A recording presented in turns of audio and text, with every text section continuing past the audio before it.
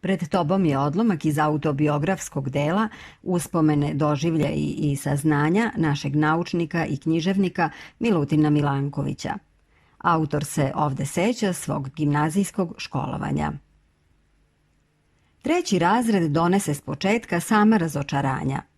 Dobismo nove nastavnike, slabije od prethodnika, predmeti neinteresantni, istorija, srednji vek dosadan sam po sebi, geografija, učenje naziva i imena, bez veze i upotrebe geografskih karata, dvojkaša u izobilju, profesori se bakću samo sa njima, a ja se spremam tek toliko da se svojim jadnim drugovima u nevolji nađem. U svedočanstvu prvog semestra ima 2 dobra, a ostalo veoma dobro. U 4. i svim ostalim razredima realke učila se hemija, pa sam se za nju, kao za svaku novu stvar, živo zainteresovao, a imali smo i dobrog profesora toga predmeta, doktora hemije.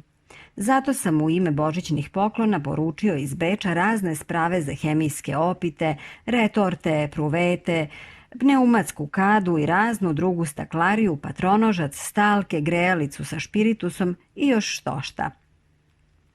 Sobicu na 1. spratu, koja je služila za umivaonicu, a bila patosana ciglom, preudesio sam u hemijsku laboratoriju i za vreme Božića otpočeo u njoj ozbiljno da radim.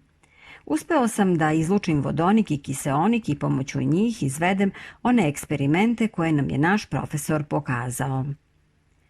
Kad stigoh u 4. razred, dođe nam za novog direktora Franja Divić, matematičar od struke. Baš te godine publikovao je na nemačkom jeziku svoju raspravu o osnovnim računskim operacijama, opštim brojevima. Ona mu posluži kao uvod u predavanja matematike koja nam je držao. Upotrebio je nekoliko časova dok nam je, sedeći za svojom katedrom, saopštio sadržaj te rasprave. Za vreme svoga predavanja gledao me pravo u oči, zbog toga što sam sedeo u prvoj klupi, baš ispred same katedre, a možda sam mu izgledao inteligentniji od mojih drugova, a valjda je i čuo da sam prvi đak u razredu.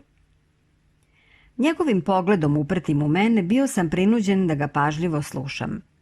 Kada je svoja uvodna predavanja završio, pozva me pred tablu. I ja poček da pričam sve što sam iz njegovih predavanja shvatio i zapamtio. On me nije prekidao, već me je pažljivo slušao kao lekar što sluša bolesnika kada mu ovaj priča svoju istoriju. Tako je to išlo pun čas.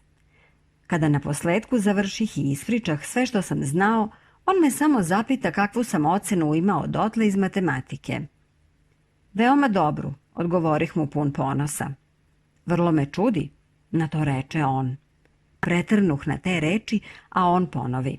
Čudi me zaista jer ti si izvanredna matematičarska glava kakvu još nisam sreo u svojoj nastavničkoj praksi.